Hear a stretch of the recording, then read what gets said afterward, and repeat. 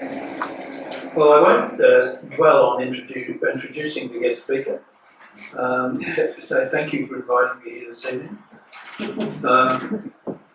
And I should preface my remarks by saying that, having told my wife how much I was going to talk for, she basically told me cut it down. And so in the 10 minutes before we went down for dinner, I broke out the red pen. So hopefully it'll be reduced. But here goes. During World War II, 35 Fairmile motor launches were built in Australia for the Royal Australian Navy. But nowadays their mention rarely gets much attention. Virtually all who served in these little ships and who enjoyed a well-organised and vibrant Fairmile association for many years after the war have crossed the bar. Fortunately, their stories have not been lost.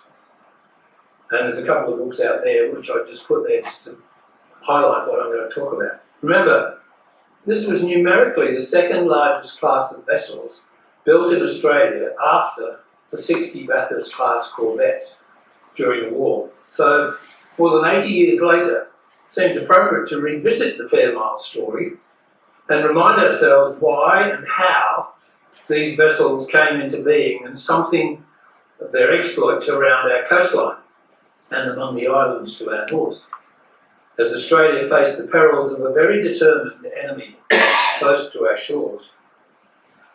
I'll do this in three parts. I'll give firstly some background to their acquisition, what roles were they expected to fill, their construction, how many were built and where, the extent to which they are different.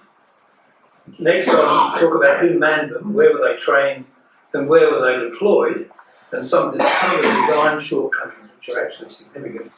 And finally, a bit about their wartime operations and disposal and some of the notable actions and anecdotes that came out of all of that. Please note, I will only be addressing the Fairmile Type Bs that served in the RAN.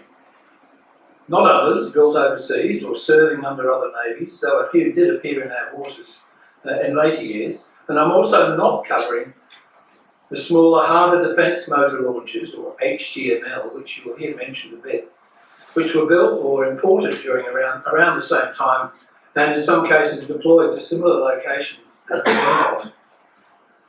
Much has been written about the Fairmiles and their brief period of RN service. I've delved into various sources to seek details for this account, and I've listed the main ones here. I won't go into each one of them. In my view, the books by Peter Evans, who was a Navy veteran, a historian and wartime Fairmile member, represent the most comprehensive history. They were written in 2002 at the insistence of the Fairmile Association, who were mindful of the passing of their members and the need to record key facts and personal accounts before they were lost. And Volume 1, which is over there, details the construction of the boats in various yards selected. It concentrates on those Fairmiles that were based on Darwin, then describes some of the assignments in which the Fairmiles featured. For a technician coming, I don't know. Volume 2 sir. featured the operations of the Fairmiles that operated in New Guinea. Unfortunately, I didn't manage to get hold of a copy of that. And finally, the reports of proceedings for each Fairmile during their service are available on the Australian War Memorial website. Fascinating reading, but I could only delve into these occasionally. So much of it. Part 1. So I'll start with the genesis and introduction of the Fairmiles into the Royal Navy. The boats were never assigned names, and this practice continued for those acquired by the RAN. They were just known by their side number, so sorry if I recite a few along the way. But what's in a name? Why Fairmiles? Well, Fairmile Marine was a British boat building company founded in 1939 by the successful industrialist and car manufacturer Noel, and later Sir Noel Mackinnon.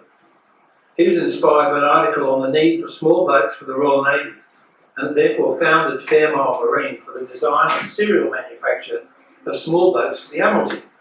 They were persuaded to adopt a simple but brilliant idea of using small inland manufacturing units such as furnishing workshops to prefabricate sections of the hull, and these could be transported to assembly at various boatyards.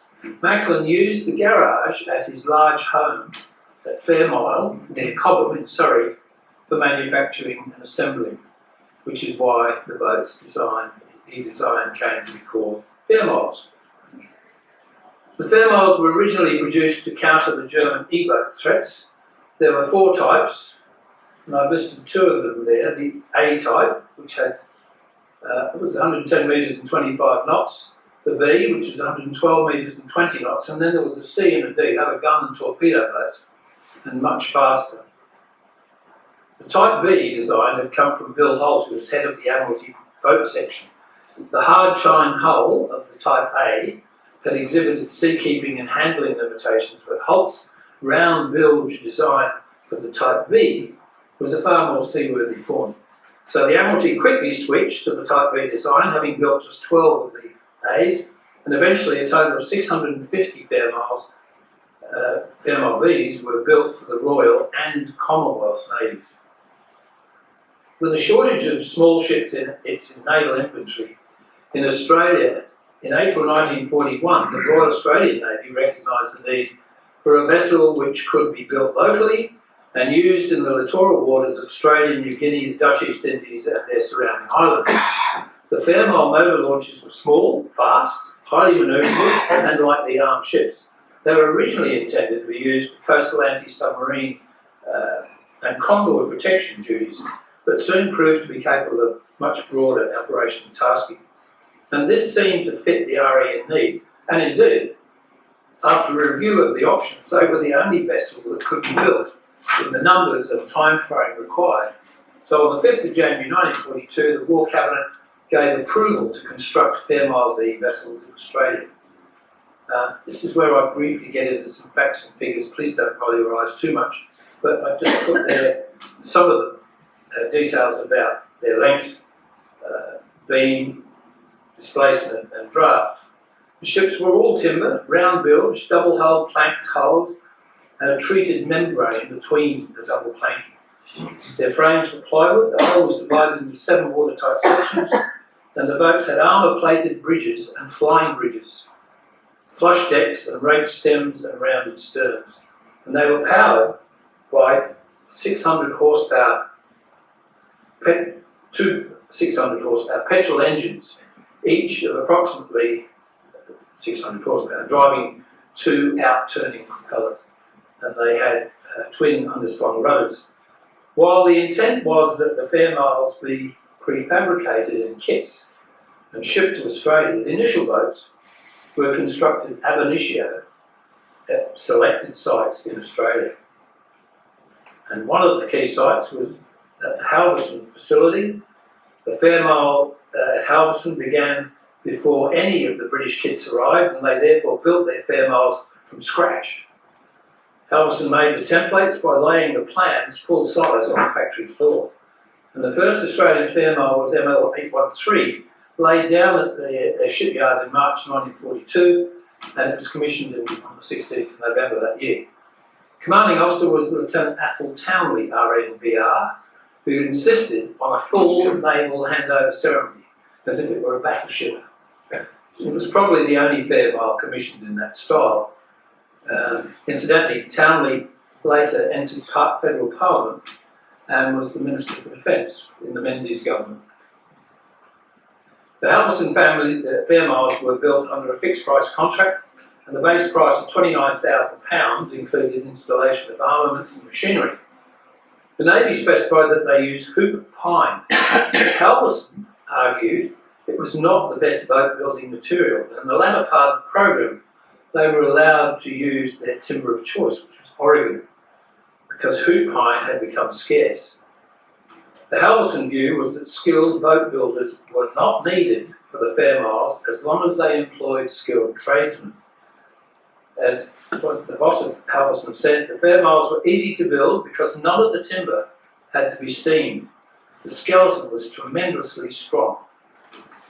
The inner skin of the double diagonal planking was 16 millimetres thick, the outer skin 19 mils thick, There was a layer of calico between the two, treated with raw linseed oil. The planking was copper riveted, an external sheeting of copper sheets, 480 for each boat, was fitted to the hulls of ships working in tropical waters. The Navy also specified the use of hoop pine for the decks because they thought it would be better in the tropics. It wasn't. As Halverson said, the Army boats for which they used plywood were far superior to the double plank decks which opened up and leaked. For the REM boats, we were not allowed to depart from the original specifications to that extent. It took Halverson 8 months to build the first Fairmile, but they later halved that time. The Navy told us we were the only yard in the world to finish Fairmiles under cover, said Halverson. At other yards, the ships were launched before they were fitted out, which took a further 6 months. We could hand ours over to the Navy within a week of launching. During this week, we made final engine alignments and carried out machinery, speed and gunnery trials. Another Australian yard involved in the building was Norman Wright Shipbuilding in Brisbane. This small company, which began boat building in Brisbane in the early 1900s, was obviously proud to win the contract for 4 boats and to be competing with Halverson's over the quality of their finished product. As the build manager Ron Wright said, "We built everything to last, even where the specifications called for brass screws, we used bronze." They also built from scratch using design plans, but unlike Halverson, they opted for a cost-plus contract. First Fairmile to be laid down by Wrights was ML815. Construction time for the next 3 boats was reduced as staff became more proficient. And finally, at Green Point Naval Boatyard, Sydney, a proposal was submitted by, of all organisations, Concrete Constructions Proprietary Limited, which was accepted by the Naval Board, and they were appointed to assemble 20 Fairmiles from prefabricated parts supplied by the Admiralty, and they chose the cost-plus option too. The 7-acre site was selected to establish the necessary boat building facilities directly opposite Lars Halverson in Sydney. Negotiations on sale of the site were unsuccessful, so it was compulsorily acquired by the Commonwealth under wartime emergency regs, and it became known as Green Point Naval Boatyard on the south side of the river at Mortlake. Construction of the first Fairmile at Green Point, ML424, began in August 42. 6 keels were laid alongside each other, and as a hull was launched, another was laid. In this way, the assembly process was continuous. The workforce comprised gangs who carried out specific tasks, moving from one hull to the next. The British export kits included frames, all the hardware, fastenings, virtually everything except the timber for the stern, keel, stringers and planking. After launching, the vessels were moored at a fitting out wharf to allow for the timbers to swell and take up. The bilges were then pumped out and work carried on with the installation of engines, the deck cabin and so on. The slide shows, generally speaking, the layout of an ML. I think it's a brick slide, so there might be a little difference, but officers were accommodated aft, petty officers amidships, and junior sailors forward.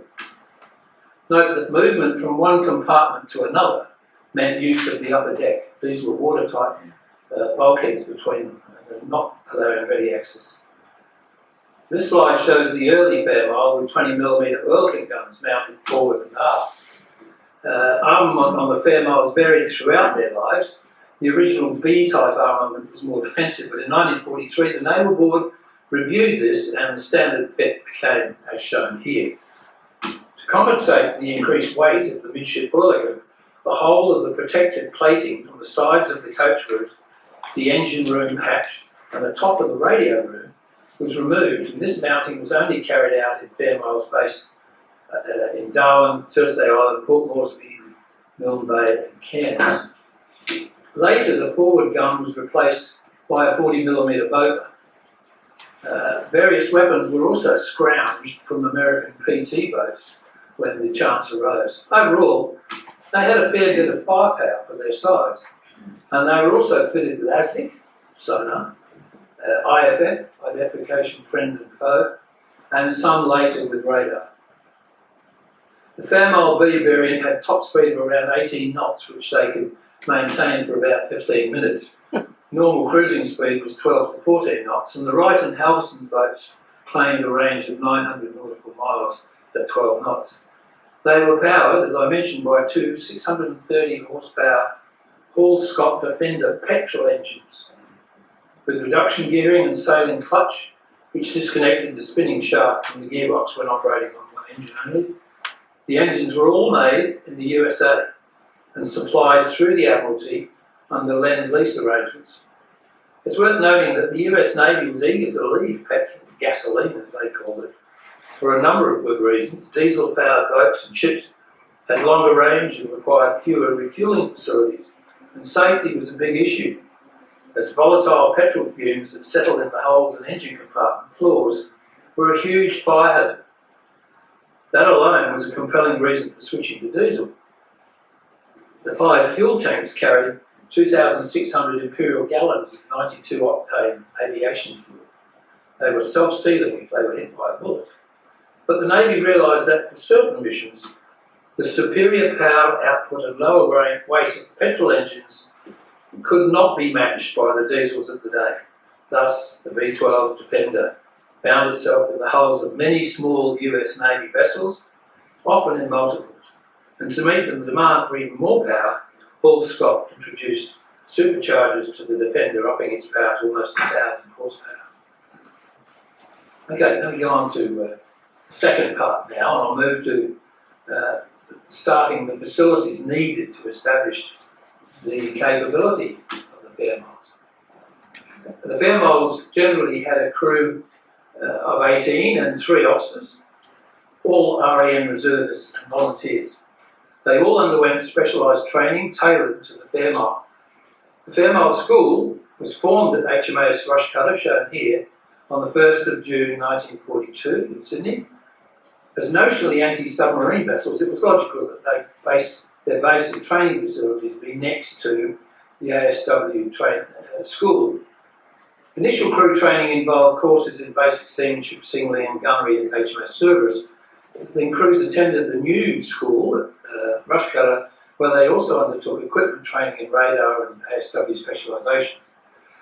Development of the Fairmile School required additional facilities, so 2 blocks of offices and classrooms were erected adjacent to the school, and berthing had to be provided for a maximum of 12 vessels, so they built 3 150-foot wooden jetties from the parade ground into Rushcutter Bay, and the waters in and around them were dredged to 9 feet. There was no accommodation at Rushcutter. Crew members received about 30 shillings a week to go out and find their own lodgings and fend for themselves.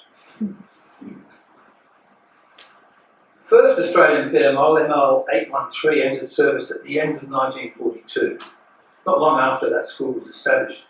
Many sailors were still fairly inexperienced when they joined their first Fairmile, and there was some initial reluctance to volunteer for this unknown class of ship in the RAN. But during 1943 and onward, RAN-VR personnel of all ranks began returning from service in coastal forces with the Royal Navy. They provided valuable experience and training on active service.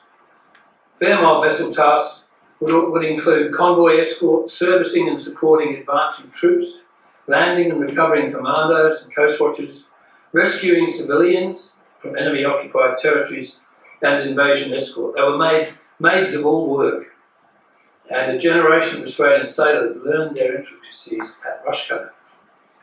The Fairmile School closed on the 11th of December 1944, not open for long, after which it became the Coastal Crafts Section, HMAS Rushcutter. Files on officers serving in the ships and their appointments were transferred to Navy Office, though Rushcutter still managed the nomination of sailors' crews. Which brings me to mention habitability. Remember, these were boats designed for UK conditions, with only short periods at sea before return to harbour and the amenities this provided. All crews received an allowance ranging between 9pence a day for ordinary seamen to 3 shillings a day for lieutenant. This was in lieu of so-called hard lying allowance. In good weather, serving on the Fairmiles was likened by some to enjoying a holiday cruise. But more often than not, conditions were less than ideal.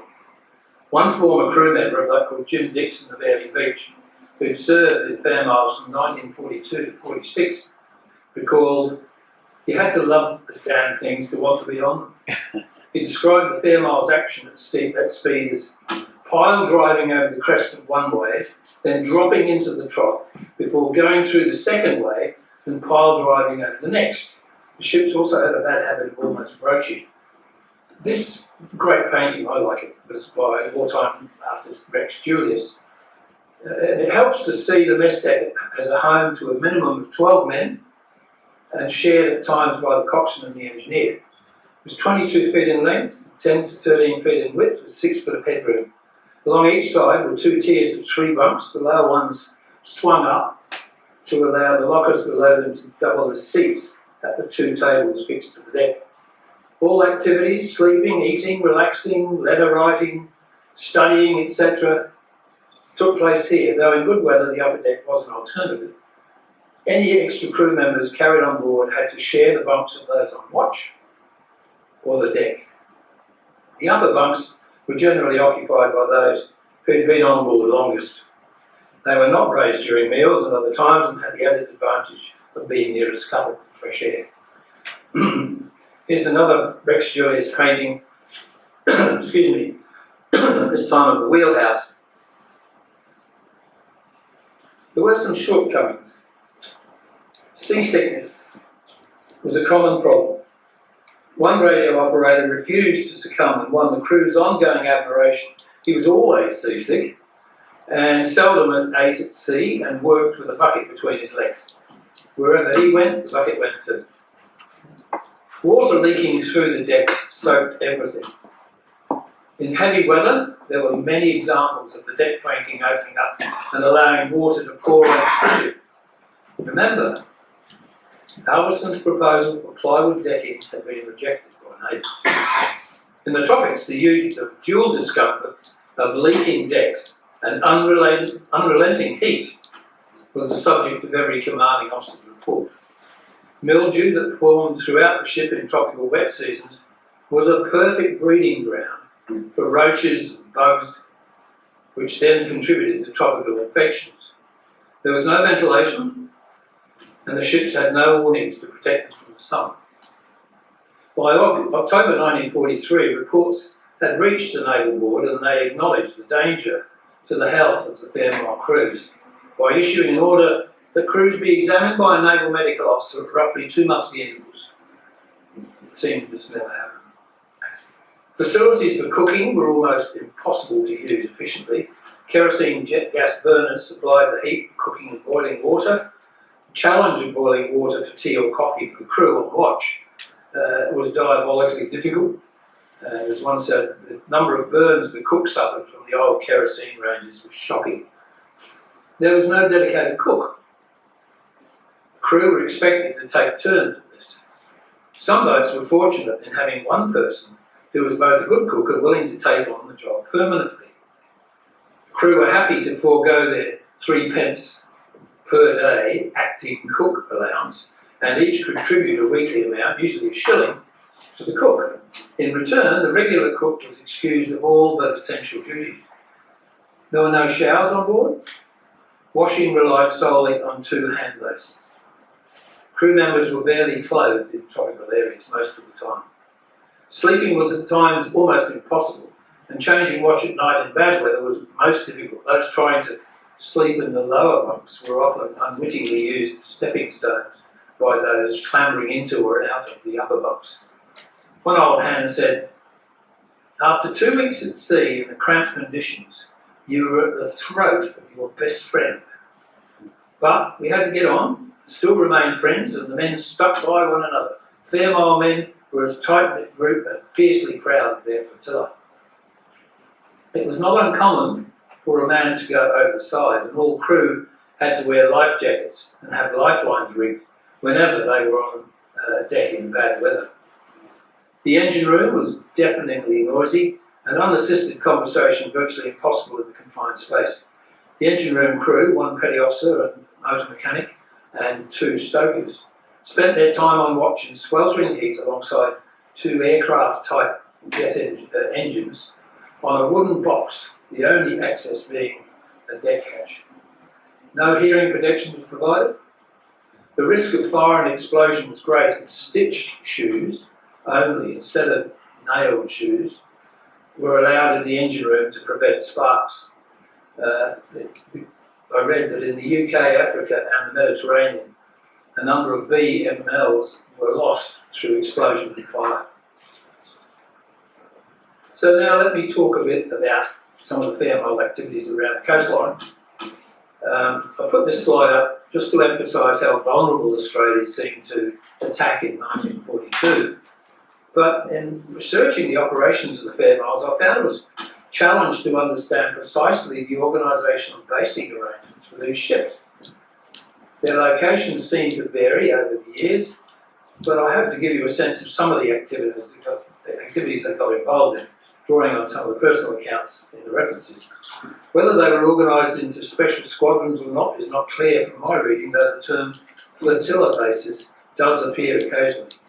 They certainly operated at a variety of ports around our coastline: Eden, Jarvis Bay, Sydney, Brisbane, Townsville, Cairns, Thursday Island, Fremantle, Darwin, and Port Moresby, and around Milne Bay in PNG.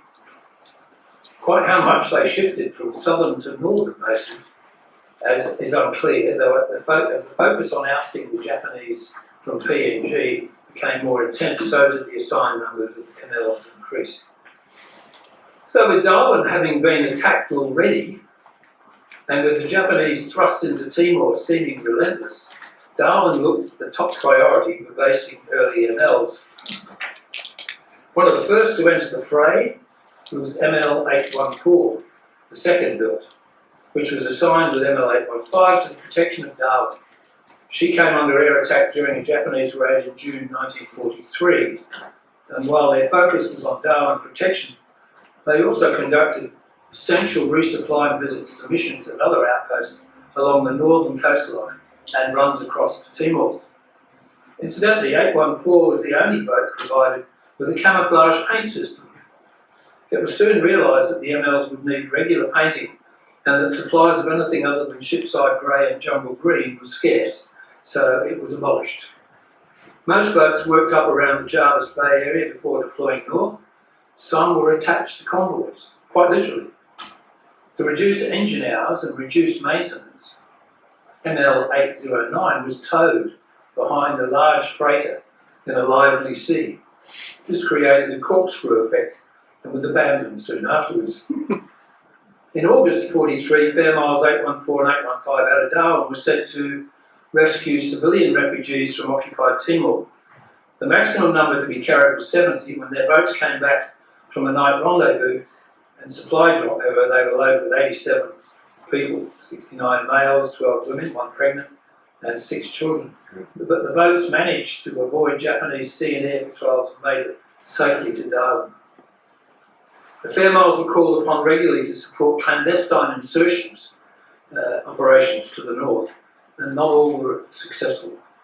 Operation Adder was a military operation conducted by Australia's Special Reconnaissance Department in Timor in August 44, involving ML 429. A party consisting of 2 Australian soldiers, Captain John Grimson and Sigler Ernest Gregg, and 3 Portuguese Timorese, was dropped in Timor. Japanese intelligence knew of the operation and ambushed the team on the morning of the 24th of August, during which Gregg and one of the Timorese was killed. There was another skirmish later that day, after which Captain Grimson was found dead through self-inflicted wounds. The 2 surviving Timorese were later killed. By the end of 1944, 4 Fairmiles were tenders to HMAS Melbourne, the shore base in Darwin, MLs 807, 809, 813 and 814. ML 815, which I'll mention briefly in a minute, had gone south for reefing. Fremantle. During World War II, Fremantle was the second largest submarine base, largest base for Allied submarines in the Pacific battles. They were up to 125 US, 31 British and 11 Free Dutch submarines, which had operated from this base, obviously not all at once. Its protection against Japanese attack was thus vital. The corvettes, which were based there, had key convoy protection and other roles, so in January 1944, 3 newly commissioned Fairmiles were assembled in Sydney for deployment to Fremantle. The roles of 812, 824 and 826. Their main roles were to patrol shipping lanes in the Indian Ocean, north, south and west, using their ASDIC and radar equipment. They also spent time training with the famous Z Force for insurgency operations. ML815, I just mentioned, was the first in the north and was long overdue for repair, and so in September 1944 it was ordered to Fremantle to be refitted there. The account of the passage south with HMAS Dubbo is interesting. The weather en route was very pleasant for a while, then they hit some foul seas and winds off the WA coast, and both ships took a terrible pounding with waves crashing over the top of the ML. A first-hand account from a sailor in ML815 is worth quoting as an example of how these boats fared in rough weather. Food was out of the question. It was impossible to cook. The refrigerator, which had been turned off, burst open and its contents emptied onto the mess deck floor. Clothing lockers under the lower bunks could not withstand the battering and emptied the owner's possessions into the mess. Water was pouring through the deckhead and the bunks and lockers below them were also full of water. The mess deck was awash in articles of bedding, clothing and contents of the refrigerator and anything not secured, sloshing around it to the pitch and roll of the ship. Sleep was not possible, and off-watch crew huddled in corners away from the water. All areas of the ship were in the same condition. The skipper wondered how much progress the ship could possibly be making when the propellers seemed to be so much out of the water. Several times it seemed ML815 would crack and break in two. That it did not was testimony to the Fairmile design and the workmanship of Norman Wright and his craftsmen. The necessary routine tasks of anti-submarine patrols and exercises with submarines were mostly the lot of the Fremantle ships. As with many aspects of war, the tasks were essential to the war effort, but unglamorous and could become boring. Jumping to the east coast, I discovered that in 1942 the RAN had established a Fairmile base at Colmsley on the Brisbane River near the Cairncross dock. Never heard of it before. It had a wharf, various buildings and fuel lines from the nearby Colmsley naval fuel tanks, and its role was to support Fairmile motor launches and the smaller harbour defence launches as they came into service. The Fairmiles from Brisbane were mainly involved in escorting Allied convoys heading northbound. They would escort them to Lady Elliot Island, which is at the southern end of the Great Barrier Reef, and it was assumed that the convoys were then safe as they were inside the Great Barrier Reef and thus free from attack by Japanese submarines. Colmsley was routinely used as a staging point for vessels transiting north for service in Darwin, Timor and New Guinea. In 1946 it saw the return of many of these vessels. Numerous Fairmiles and HDMLs were decommissioned and disposed of from there as the RAN reverted to peacetime footings. But let me dwell a little bit on New Guinea, and I regret that I didn't have access to volume 2 of the book to look in more detail. The number of Fairmiles deployed to the New Guinea area gradually increased as they rolled off the production line. They had an intense but largely unheralded inshore war during the island's campaigns north of Australia during the war. Whether it was supporting commando raids and coast watches, shooting up Japanese-occupied villages, or just delivering troops and supplies, again, this was war service up close and personal.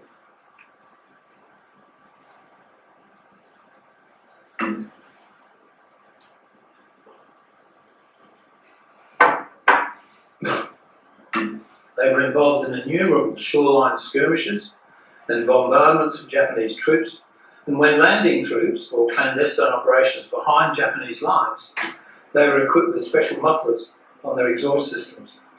They operated out of numerous small ports and harbours, though the more prominent included Madang, Morobe and Lae. Fairmile 817 was in action early. This ship, commanded by Lieutenant Athol Townley, spent considerable time, by day and night, on anti-submarine patrols along the sea lanes approaching Port Moresby Harbour, and she made frequent trips on the convoy run from Port Moresby to Milne Bay by helping escort supply ships. There were trips during which her crew members were ever conscious of the big Japanese air and navy base so close at Rabaul. She was then based at Milne Bay and found herself assigned to the Milne Bay Oro Bay convoy run through the treacherous reefs on that section of the poorly charted New Guinea coastline. Townley and his ship's company saw several air raids on Oro Bay, and 817 became engaged in a series of raids along the Japanese-occupied New Guinea coast, observing Japanese barge traffic, harassing the supply barges, and doing a great deal of surveillance work.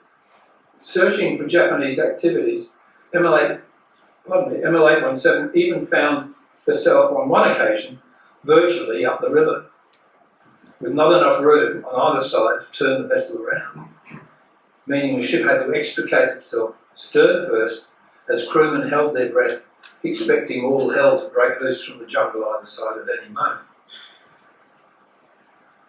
September 1943, she was assigned to the United States 7th Fleet Amphibious Force for the AIF assault on the Japanese at Lae and Salamur.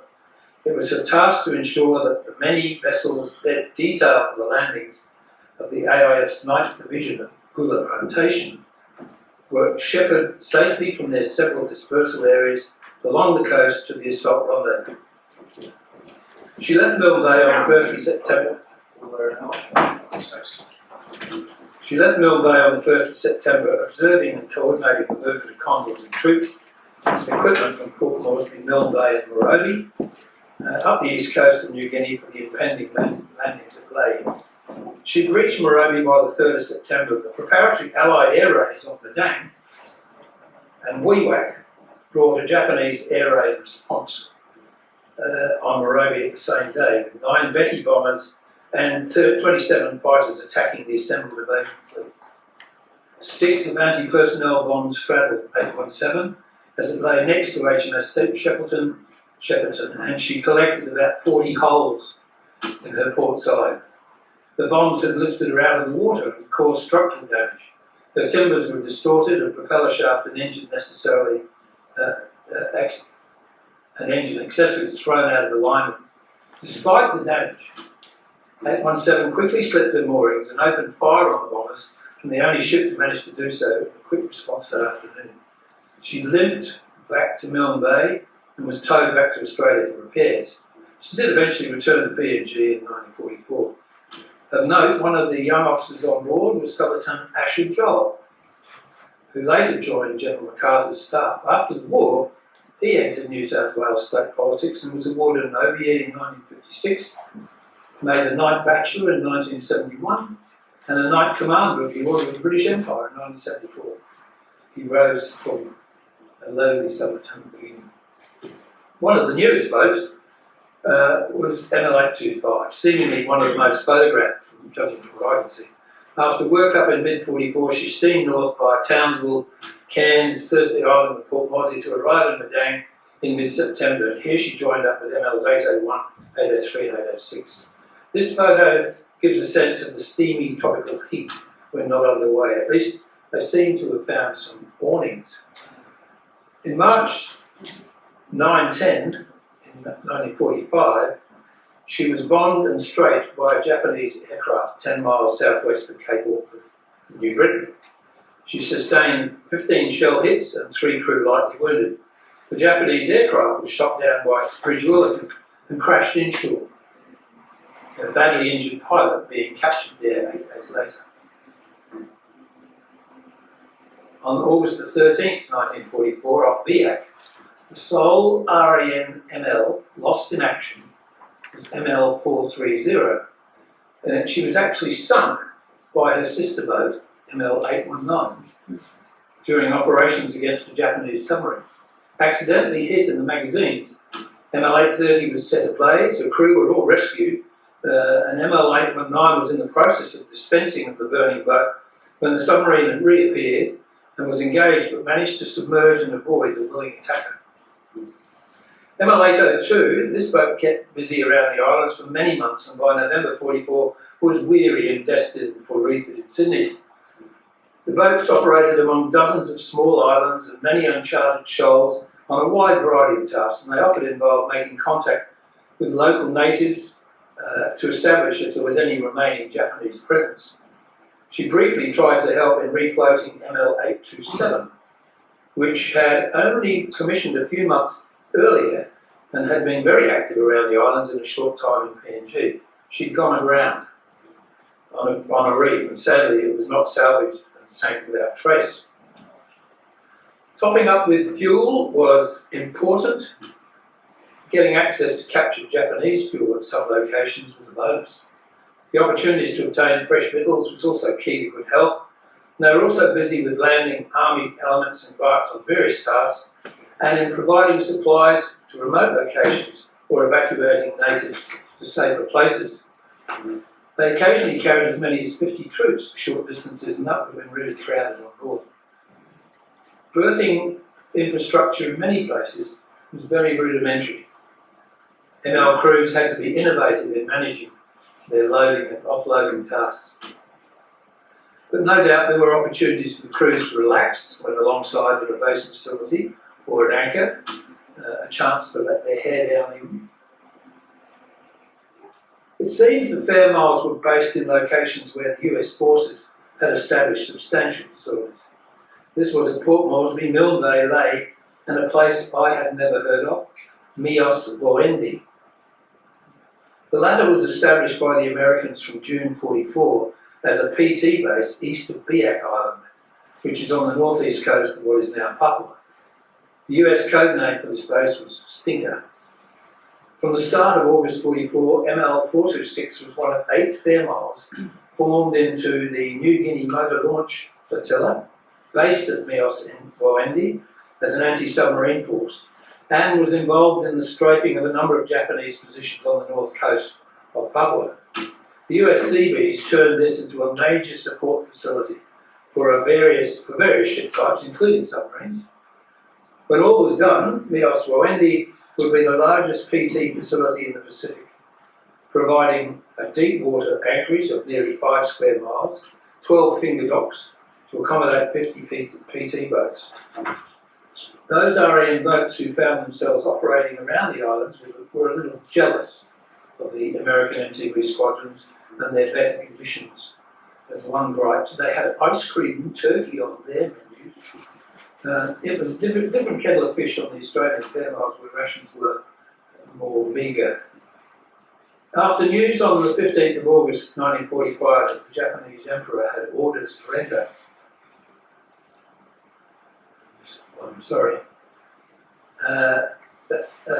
ordered the surrender of his forces and that the war was over, intelligence was received suggesting the garrison on Kairiru and Mushu Islands near Wewak might be induced to surrender. Accordingly, 2 RAN ships, MLs 805 and 809, circled these.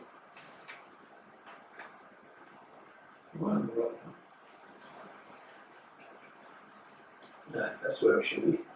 2 RAN Fairmiles, MLs 805 and 809, circled these islands, flying white flags from their mastheads and using a captured Japanese prisoner to broadcast surrender messages.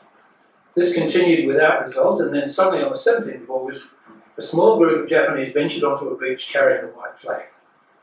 ML805 lowered a boat with an Australian Army intelligence officer and an interpreter, and a meeting was held on the beach. This was apparently the first formal contact made during the war between Allied and Japanese forces in the Southwest Pacific. As a result, the Japanese garrison, comprising the 27th Naval Base Force, which was in radio contact with the overall commander of their forces on mainland New Guinea, Lieutenant General Adachi, was given permission to conclude a surrender agreement.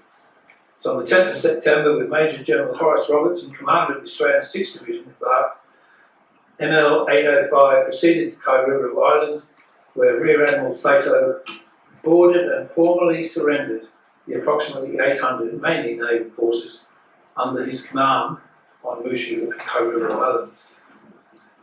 Some fighting continued as it took another 2 weeks for news to finally filter through to Japanese forces hiding in jungle retreats.